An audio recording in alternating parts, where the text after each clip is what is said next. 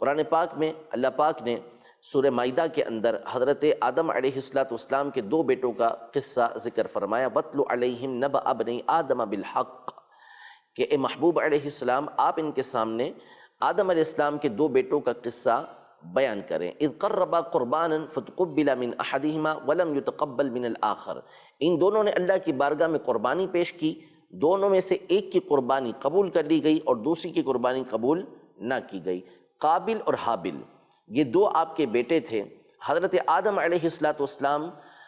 کے جو اولاد تھی، ابتدا میں چونکہ ساری کے ساری اولادیں حضرت حوا رضی اللہ تعالی عنہا سے ہوتی تھیں، یعنی ان کے بطن سے ایک دفعہ ایک بیٹا اور ایک بیٹی پیدا ہوتی اور دوسری مرتبہ بھی ایک بیٹا ایک بیٹی پیدا ہوتی، اور اصول یہ تھا کہ جو پہلے والا بیٹا ہے اس کی شادی دوسری والی بیٹی سے ہوگی اور دوسرے والے بیٹی کی شادی یہ پہلی والی بیٹی سے ہوگی، یہ ایک ان کی شریعت کا حکم تھا۔ لیکن قابل جو بڑا تھا اور اس کی جو بہن تھی وہ دوسرے بھائی حابل جو چھوٹے تھے اور ان کی جو بہن تھی ان کے مقابلے میں کم خوبصورت تھی۔ قابل کی بہن زیادہ خوبصورت تھی اور حابل کی بہن کم خوبصورت تھی، جس کی وجہ سے قابل کو حسد پیدا ہوا کہ میری جو شادی ہوگی وہ حابل کی بہن کے ساتھ ہوگی اور وہ خوبصورت نہیں ہے، جبکہ حابل کی جو شادی ہوگی وہ میری بہن کے ساتھ ہوگی جو انتہائی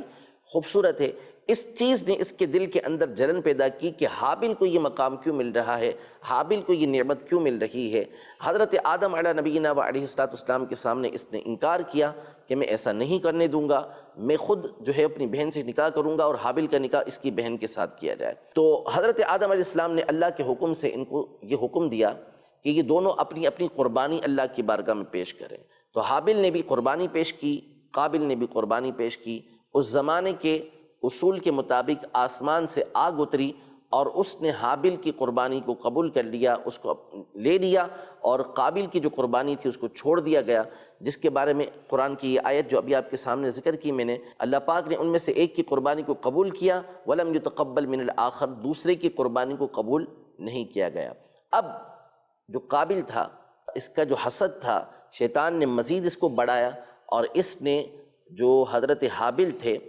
ان کو قتل کرنے کا ارادہ کیا، اور باقاعدہ اس کے سامنے اس نے اظہار کیا کہ میں تمہیں قتل کر دوں گا، قال لأقتلنک، میں تمہیں قتل کر دوں گا۔ اور پھر اس کے بعد قابل نے ایک بڑے پتھر کے ذریعے حضرت حابل کو قتل کر دیا، یعنی شہید کر دیا، اور نتیجہ یہ ہوا کہ روئے زمین پر یہ سب سے پہلا گناہ تھا اور سب سے پہلا قتل تھا جو اس قابل نے کیا، اور اس کا سبب بھی یہی حسد بنا کہ حسد کی وجہ سے